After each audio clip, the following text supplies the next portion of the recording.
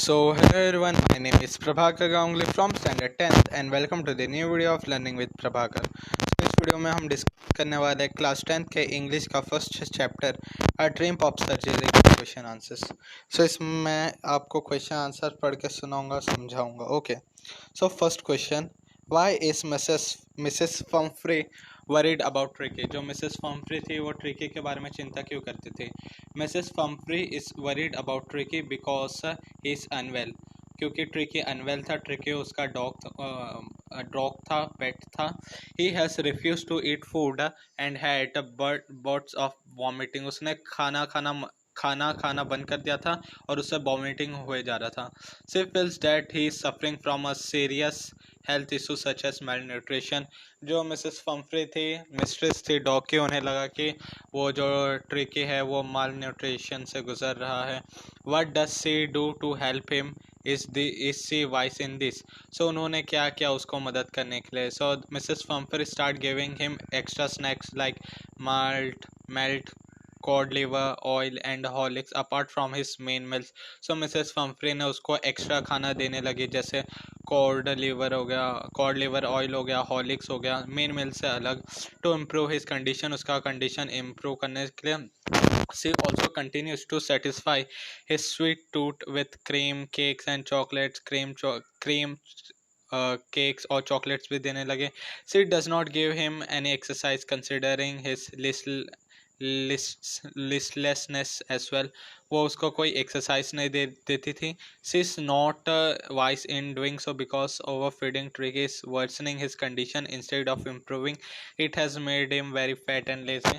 सो ये जो उसने किया था वो सही नहीं किया था, क्योंकि इसके वजह से जो ट्रिकी था वो ज़्यादा ही ओवर फीड हो रहा था, मोटा हो रहा था, फैट हो रहा था, और उसका जो हेल्थ था वो ख़राब से ख़राब होते जा रहा था, और ये उसको मोटा और लेज़ी बना दे रहा था. Who does I refer to. I refers to. So story में जो आई है वो किसको रेफर कर रहा है. So I refers to Mr James Herriot, a veterinary doctor. Okay. Question 4, is the narrator as rich as Tricki's mistress. जो narrator था वो ट्रिकी के मिस्ट्रेस जैसा अमीर था. No, the narrator is not as rich as Tricki's mistress. वो इतना अमीर नहीं था. Mrs फम्फ्रे, we can say so because the narrator seems fascinated by how lavishly या luxuriously Mrs. Pumphrey spends on well-being and maintenance of her pet. So वो means देखता था कि हाँ ये जो मिसेस फम्फ्री है ये उनके मीन्स वेलबींग स्पेंडिंग अपने जो लाइफ है उसमें कितना स्पेंड करते हैं, और उसके उनके जो पेट है उसके ऊपर भी उसके मेंटेनेंस के लिए उस पर बहुत पैसा खर्च करते हैं. He is unusually surprised by the enriching items she sends for Tricky as he cannot afford them for himself. वो सरप्राइज हो गया था ऐसे चीज़ों को देखकर जो उसकी मिस्ट्रेस ट्रिकी के लिए भेजती थी, जो वो अफोर्ड भी नहीं कर सकता था. How does he treat the dog. वो डॉग को किस तरह से ट्रीट करता था. मीन्स ट्रिकी को उसने किस तरह से ट्रीट किया था और डॉग्स को कैसे ट्रीट करता था. James Herriot treats Tricki just like he would treat an overweight and lazy dog. तो जो जेम्स हैरियट था वो भी ट्रिकी को एक नॉर्मल डॉग की तरह ही ट्रीट कर रहा था, उसके ओवरवेट और लेजीनेस को देखते हुए. Which trick is he cuts down his food intake and keeps him under strict observation for the initial days at hospital. वो उसका खाना बंद कर देता है और उसको कुछ देने के लिए ऑब्जर्वेशंस के अंदर रखता है और हॉस्पिटल में रखता है. He gradually increases Tricki's food and sets him free for physical activities to improve his health. Okay, so वो ऐसा धीरे धीरे करके उसका खाना बढ़ा देता है और उसको उसका जो फिज़िकल एक्टिविटीज़ है वो भी बढ़ा देता है. उसको उसमें फ़िज़िकल एक्टिविटीज़ में मीन्स जो फिज़िकल एक्टिविटीज़ होते हैं उसमें उसको जाने देते हैं ट्रिकी को, और उसका हेल्थ इम्प्रूव होता है. Question 6, who is he tempted to keep Tricki on as a permanent guest. मतलब उसने उसको ट्रिकी को परमानेंट गेस्ट क्यों नहीं रखा. ओके, और वो क्यों रखना चाहता था. Okay, Mr Herriot is tempted to keep Tricki on as permanent guest because of the good food and wine he is enjoying in Tricki's name. So जो मिस्टर हैरियट थे वो ट्रिकी को एज अ परमानेंट गेस्ट रखना चाहते थे, क्योंकि जो food आता था, वाइन आता था, वो बहुत इंजॉय करते थे. Okay, he does not want to lose the luxurious inflow of fresh eggs wine and brandy. So ये जो लग्जूरियस खाना था उसको ये मिस नहीं करना चाहते थे, that's why. Why does Mrs. Pumphrey think that dog's recovery is a triumph of surgery? Means वो ऐसा क्यों सोचते हैं कि ये डॉग का रिकवरी ट्रिम्प ऑफ सर्जरी है. Mrs Pumphrey thinks that Tricky's recovery is a triumph of surgery because his illness was very serious. उसका जो बीमारी थी वो बहुत सीरियस था. She was of the opinion that there were very few chances of Tricky to improve and he needed immediate medical attention.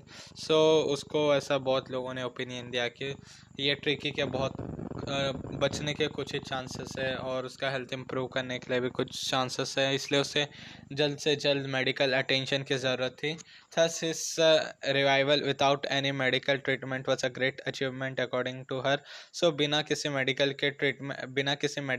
Treatment द्वारा उसका इतना ठीक हो जाना एक ग्रेट अचीवमेंट था उनके लिए. फिर ये है think about it. Question 1.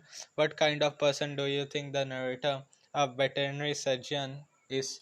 Would you say he's tactful as well as full of common sense? The narrator, a veterinary surgeon, is a capable and wise doctor. Okay, एक wise doctor था. He handles tricky properly, which shows that he is sincere about his profession. वो जो tricky को अच्छे से handle करता है, जो बताता है वो अपने काम में sincere है. He does not operate upon the dog unnecessary and curse him by altering his diet and activities. वो जो ऑथर था, नरेटर था, वो डॉग के ऊपर बिना वजह गुस्सा ये सब नहीं करता था. ठीक है. His tactful person as he knew exactly how to convince Mrs. Pumphrey to hospitalize Tricky for surgery. वो जानता था कि मिसेस Pumphrey को किस तरह से मनाया जाए ट्रिकी को सर्जरी के लिए. His decision to inform Mrs. Pumphrey to collect Tricky supports his sensibility, even though he was tempted to keep Tricky as a permanent guest. Okay, question 2.